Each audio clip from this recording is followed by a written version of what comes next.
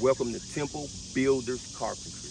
Temple Builders. We problem solvers. Temple Builders, safety first. Okay, Temple Builders. Today we talking about sighting down your wood. Okay, when you get ready to go to your local major box store, you go into your home improvement center, right? You're getting structural wood, or if you're getting some hardwood, you're gonna make cabinetry. You need to sight down your wood. And sighting down your wood consists of this right here.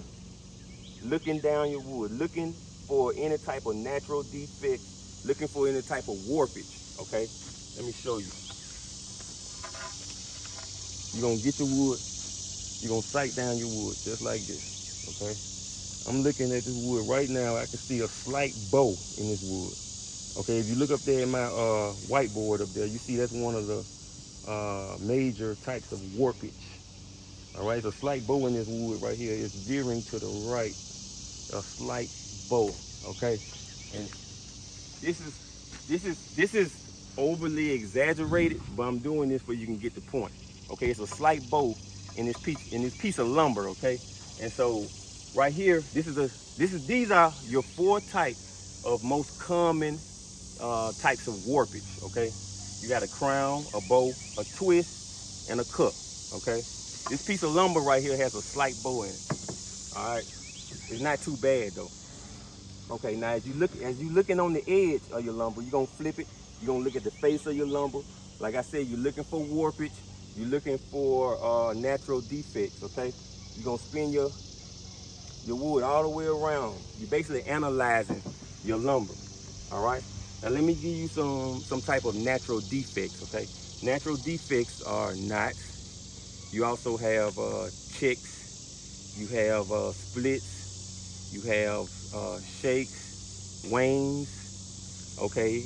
Pitch pockets. All these are types of natural defects. Okay. Now when you're dealing with knots occur when the tree basically grows, and then the upper limbs of the tree shades the lower limbs of the tree, so the lower limbs are not getting that much sunlight.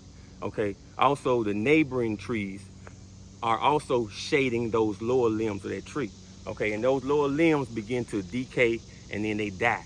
Okay, and then over time your sapwood grows and expands and it covers up those limbs that had died, and that's how you form your knots. Okay, that's how you get the knots in your wood.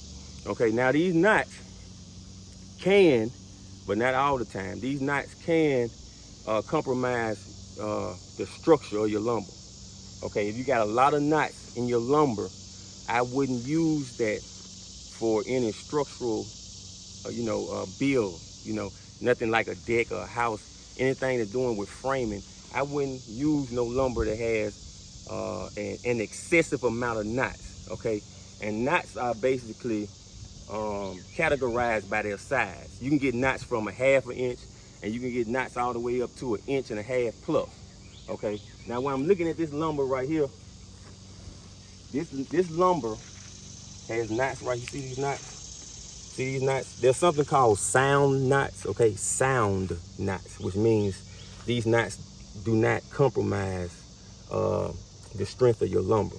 All right, but I would say that this would be too much, because if you look right here, this is what's called a natural defect, which is a pitch pocket, and you got pitch streaks. Okay, which is basically solid or liquid pitch that's in the openings of your lumber. Okay, so we got several knots. This is a small knot, it's not too bad. But also on here, if you look up close, we have what may be called a split, or this might be a check. I'm not sure. Okay, it's either a split or a check. All right, and also another natural defect would be a wane. I don't see a wane on here, but a wane is when the edges have bark on them. There's bark still on your wood. Okay, and so all these are types of natural defects that you need to look at when you're sighting down your wood. Like I said, you got natural defects and you got warpage. Okay, these are basically the 4 types of warpage that you encounter. Okay, these are over exaggerated, but I'm doing it for you can get the point, because of course you wouldn't get no lumber that look like that. But I'm doing this for you can get the idea. Okay, a crown, a bow, a twist, and a cup. Now You can have a crown. With the crown, if you're building a structure like a deck, or if you're building a house or anything, and the floor joist, right? When you're dealing with floor joist and you have a crown in that lumber, sit the floor joist up, just like this crown is on this whiteboard. That's how you want your floor joist to sit, or you need to put it in your floor system. That's how you need to put it in your floor system. And then what it tends to do is when a load is applied to the crown, it basically, the wood tends to settle and basically even out or straighten out or level out, okay?